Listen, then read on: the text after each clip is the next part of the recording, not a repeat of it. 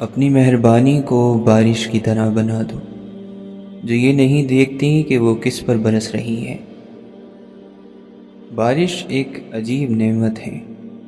وہ یہ نہیں پوچھتی کہ یہ کھیت کس کا ہے، یہ گھر امیر کا ہے یا غریب کا، یہ انسان اچھا ہے یا برا، یہ درخت پھلدار ہے یا بے فائدہ۔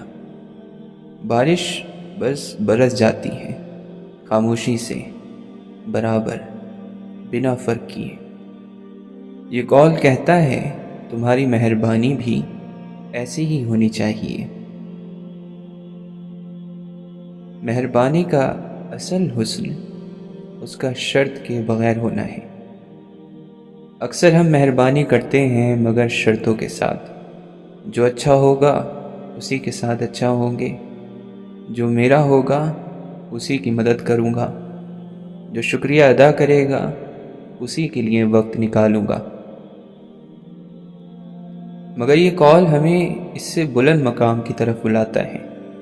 یہ کہتا ہے مہربانی حساب سے نہ کرو، مہربانی فطرت بناؤ، کیونکہ جب مہربانی شرطوں کے ساتھ ہو تو وہ سودا بن جاتی ہے، اور جب بغیر شرط ہو تو وہ عبادت بن جاتی ہے۔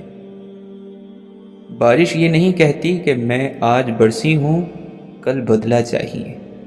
وہ خاموشی سے آتی ہے، زمین کو سیراب کرتی ہے، پھول کھلاتی ہے اور چلی جاتی ہے۔ اسی طرح سچی مہربانی وہ ہے جو بدلے کی امید نہ رکھے، نہ تعریف، نہ شکریہ، نہ یاد رکھا جانا۔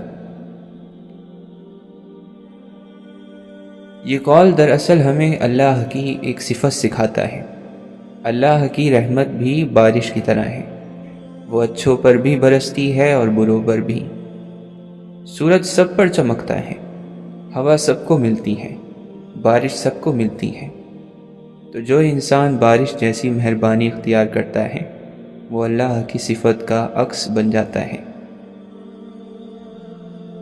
کبھی کبھی ایک چھوٹی سی مہربانی کسی کا دن بدل دیتی ہے، کسی کی امید واپس لے آتی ہے، کسی کے اندر کا زہر دھو دیتی ہے، بالکل بارش کی طرح۔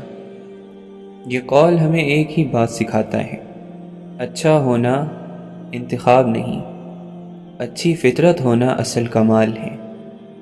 بارش بنو جو سب کو چھو لے، جو کسی کو الگ نہ کرے، جو کسی کو کمتر نہ سمجھے، جو بس برس جائے، کیونکہ جو دل بارش بن جاتا ہے وہ کبھی سوکھتا نہیں۔